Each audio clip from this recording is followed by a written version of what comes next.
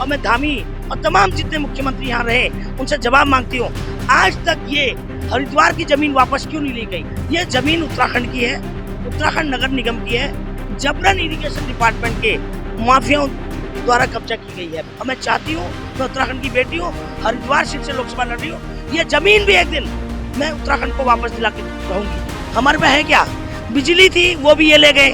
आप बताइए, आज तमाम किसान मेरा बिजली के बिना त्राई कर रहा है। उत्तराखंड में बिजली बन रही, किसानों के पास कोई बिजली नहीं। नहर में भी हमारा हक है, पार्किंग जो इन्होंने कब्जा करी वो भी हमारा हक है, क्योंकि राज्य हमने लिया है। और बंटवारा ये सही नहीं हुआ, इन लोगों ने मिलकर बंटवारा गलत किया।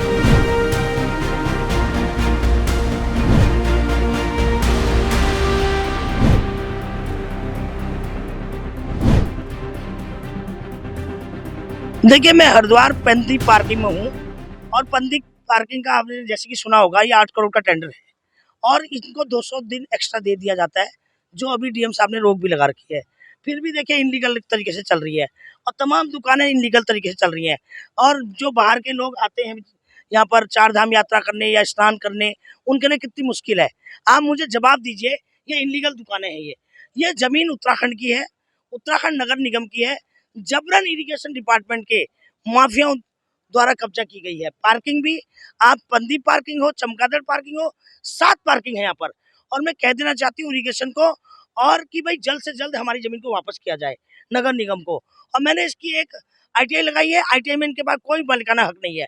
मैंने अपील फाइल की है और बहुत जल्दी सेकंड अपील में ये हमें मालिकाना हक, ये उत्तराखंड की जमीन है और उत्तराखंड को वापस मिलेगी नगर निगम को। और इरिगेशन के पास कुछ नहीं है, कोई कागज नहीं, जबरदस्ती करोड़ों रुपए का नुकसान उत्तराखंड सरकार का कर रहे हैं। और मैं धामी और तमाम जितने मुख्यमंत्री यहाँ रहे उनसे जवाब मांगती हूँ, आज तक ये हरिद्वार की जमीन वापस क्यों नहीं ली गई, क्यों नहीं ली गई हरिद्वार की वापस। मगर नहीं लेते ये लोग, इनको तो ये नेता कोई ढंग का काम नहीं करते। आज हरिद्वार एक ऐसा जिला है जहाँ से रेवेन्यू जनरेट होने से, चाहे वो खनन से लीगल रेवेन्यू हो, सब माफियागिरी चल रही उसमें। और इसी तरह पार्किंग में माफियागिरी, जमीनों में माफियागिरी, तमाम नजूल की जमीनें नगर निगम की कब्जा करके बैठे हैं लोग। तो ये उत्तराखंड का सर्वनाश हो रहा है इस पर रेवेन्यू का। और मैं चाहती हूँ, मैं उत्तराखंड की बेटी हूँ, हरिद्वार सीट से लोकसभा लड़ रही हूँ, ये जमीन भी एक दिन मैं उत्तराखंड को वापस दिला के रहूंगी। भाई, मैं उत्तराखंड की बेटी हूँ और मैं एक सामाजिक कार्यकर्ता भी हूँ, साथ में मैं लोकसभा चुनाव भी लड़ रही हूँ। तो मैं अपने उत्तराखंड का हित तो चाहूंगी। ये कहाँ हित चाहते हैं, ये अपने सिवा अपने जरूर सारे माफिया इनके पार्टनर होंगे। आप मुझे बताइए, यहाँ से लेकर चमोली तक सब मेरठ वालों को पार्किंग का कब्जे टेंडर दिया जाता है। उत्तराखंड का आदमी जाएगा कहाँ। उत्तराखंड के लोगों की नौकरी भी आप बेच देते हो, पार्किंग भी बेच दोगे, जमीन भी बेच दोगे, टेंडर भी दोगे, कुछ भी नहीं दोगे।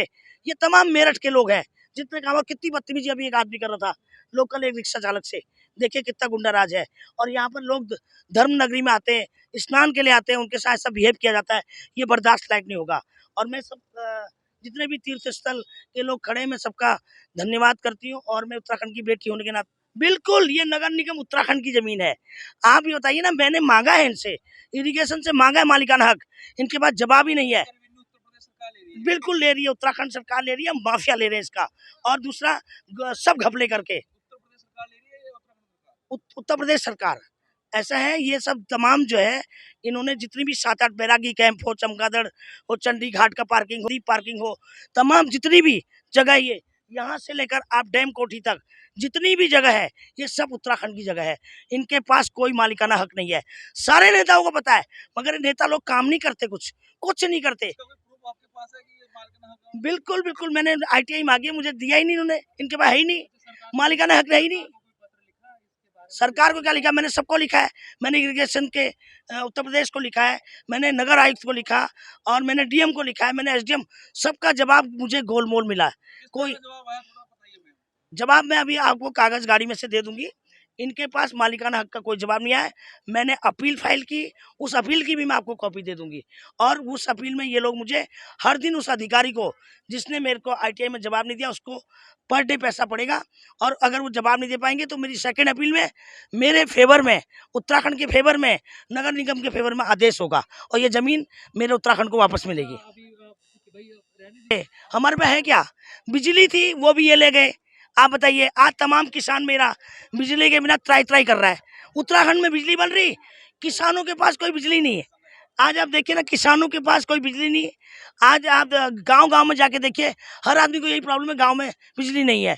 और शहरों में जहाँ वीआईपी नेता रहते हैं वहाँ बिजली आती है, जहाँ इनके अवैध काम चलते हैं वहाँ बिजली आती है। किसानों के घरों में बिजली नहीं है।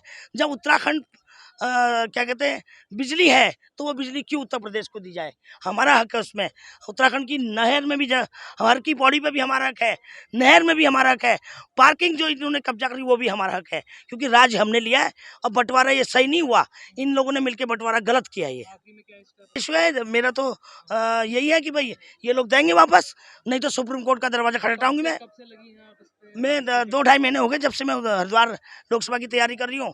जब मुझे मालूम चला कि भाई तमाम ये पार्किंग उत्तर प्रदेश इरिगेशन के पास है, तब मैंने ITI लगाई। 8 जगह ITI लगाई है और 8 जगह मेरे को जवाब नहीं मिला।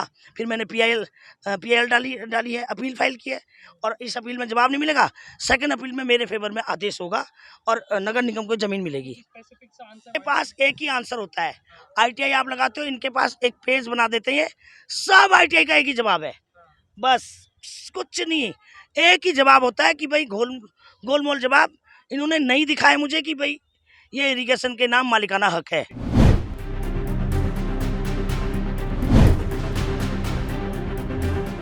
देखिए, मैं धर्मनगरी 2018 से आई हूँ और मेरा कार्य क्षेत्र था, और आज मुझे बड़ी खुशी है कि पहली बार मैं गंगा सभा के ऑफिस में हूँ और मुझे सम्मान मिला। और साथ में मैं कहना चाहती हूँ नितिन जी से कि बहुत अच्छी सुविधाएं हैं, और साथ में एक सुविधा और भी होनी चाहिए, रेलिंग की व्यवस्था होनी चाहिए, एक मेल और फीमेल, क्योंकि उसमें क्या है कि बहुत सारे लोगों की सुविधाएं जुड़ी हैं। और अगर रेलिंग हो जाए, महिलाओं की एक लाइन और पुरुषों की एक लाइन, वो अच्छी रहेगा। और करोड़ों लोग की आस्था जुड़ी है, करोड़ों लोग आते हैं, और कुछ मदद मैं इस गंगा महासभा को मैं भी करूँगी। जिस तरह से जहाँ पार्किंग की व्यवस्था नहीं है, शौचालय साफ़ नहीं है, बहुत सारी चीज़ें अभी हैं, तो मैं इनसे बात करूंगी कि भाई मेरे लायक कोई सेवा होगी। मैं उत्तराखंड की राज्य आंदोलनकारी बेटी हूँ और मैं इनके काम आऊँगी, और बाकी मैं इनका धन्यवाद करूंगी जो मुझे इन्होंने सम्मान दिया। बहुत अच्छा हुआ है और अभी बहुत अच्छे होने की आवश्यकता है। ये लोग भी देखिए, गंगा महासभा कितना कर सकती है, बाकी सरकार को भी करना पड़ेगा। तमाम यहाँ पर ज़मीनें जो है उत्तर प्रदेश के पास हैं, और जब तक ये उत्तराखंड को नहीं मिलेंगी कुछ नहीं हो पाएगा। तो मैं उसमें इनका सहयोग करूँगी और उत्तराखंड को बहुत अच्छा बनाने का प्रयास करेंगे। आज हमारी बड़ी बहन श्रीमती भावना पांडे जी हरिद्वार में हर की पौड़ी पर आई हैं गंगा आरती में। इनका स्वागत, अभिनंदन, और माँ गंगा से ये प्रार्थना है कि इन्होंने जिस प्रकार आंदोलन करके उत्तराखंड बनाया, उस प्रकार ये अपने सपने को पूरा करें और माँ गंगा इन पे पूर्ण कृपा बनाएगी। हमारी बड़ी बहन है, इनके जो भी आज्ञा होगी करेंगे, भाई हैं छोटे, इनके पूरा करने का प्रयास करेंगे। सब गंगा माई है, गंगा जल की तरह बढ़ता है, उतरता है, चलता है, सब ठीक है, चल रहा है।